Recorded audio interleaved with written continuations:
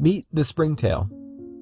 These tiny insects inhabit every continent of the world, yes, even Antarctica, and perform crucial roles within a variety of diverse ecosystems.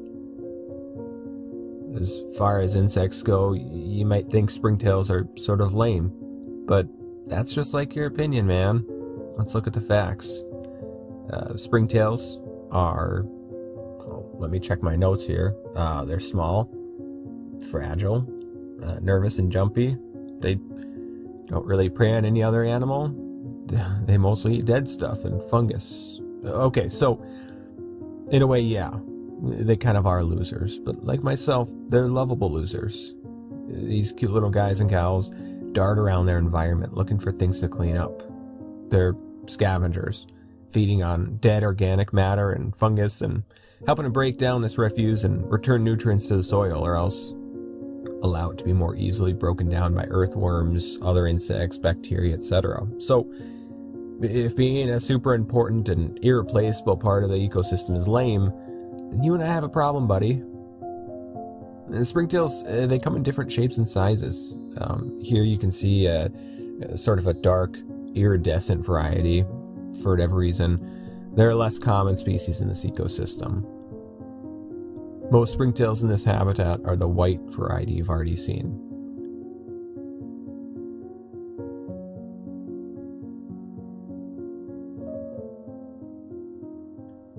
Here's another kind. He's a bit of a chubby little orange boy.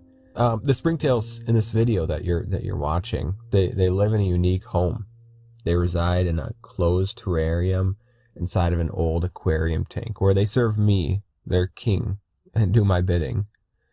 And before you get all up in arms about springtail rights, don't worry, I'm a benevolent ruler. There's already some discussions about creating some sort of a constitution for them. We got it covered. And besides, I even gave them some friends. Here's an isopod that it looks like we caught. I'm not really sure. Dry hump in the air? I'm really not sure, folks. I'd be lying if I said I was an expert on insects. And besides, isopods aren't technically insects. They're crustaceans. These hard-shelled roly-polies, that's what a lot of people call them, live peacefully with their springtail brethren. Snails live inside this tank here too. That's pretty cool.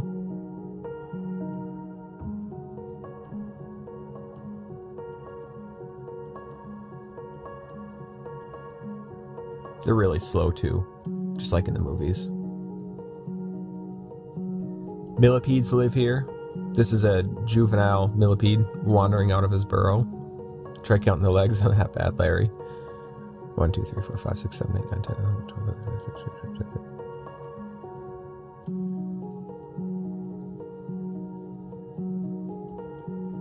This small beetle also calls this tank home. I don't know much about him or her.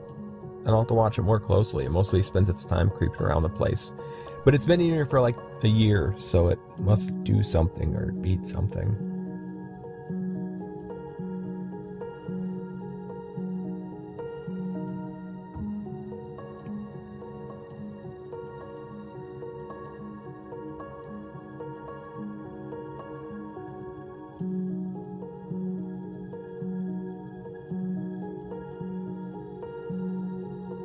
This terrarium has served as their home for the past year, during which time their population has exploded. In the wild, springtails are some of the more common insects within most biomes. But honestly, I only spotted a few when I put this home together. Since then, they've been breeding like Catholic rabbits that have had their internet and TV privileges taken away and have nothing better to do with their time. With plenty of dead plant matter and other junk to feed on, they're now almost the most dominant species in this terrarium.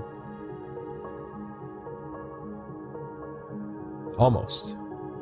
Meet the centipede.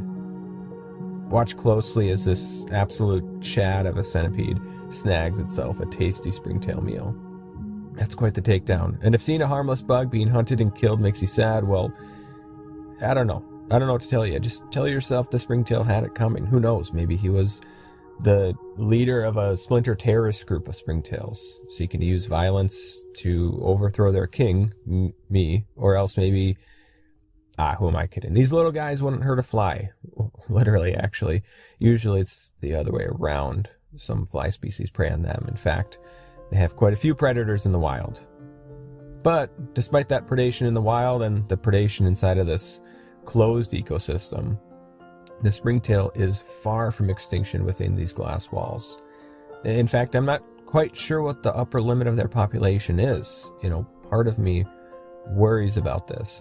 I know that these things balance themselves out in nature, and they do inside of these closed terrariums. But if their population continues to increase, they'll either run out of food, allow the population of predators like the centipedes to outpace their growth, or both. Eventually their population would decrease due to starvation, lack of breeding, or increased predation.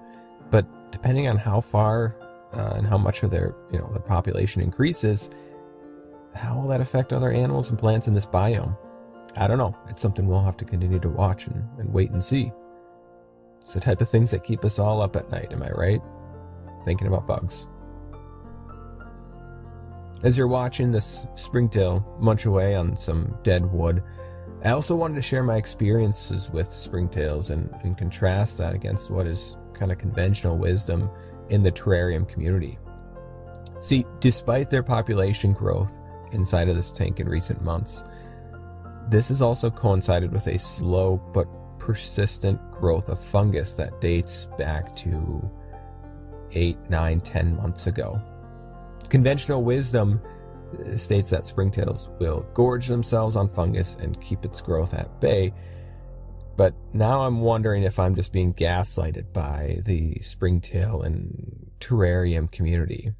Okay, so that's a little dramatic, and maybe we as a society have to, we've started to overuse the term gaslighting, but gosh darn it, it's like these springtails eat everything but the fungus. I'm sure there's a reasonable explanation, and I'm sure they eat tons of dead stuff that would otherwise be swallowed up by these different molds, but as you can see, the springtails mostly leave them untouched. This shot of these springtails is pretty cool. Right at the center of the shot, there's a little orange something on the glass. Maybe a dead bug that I smushed when I was cleaning the condensation off the inside of the tanks for filming. But eventually, one of these springtails finds it. You can see it there, and that springtail, it's not really in a sharing mood.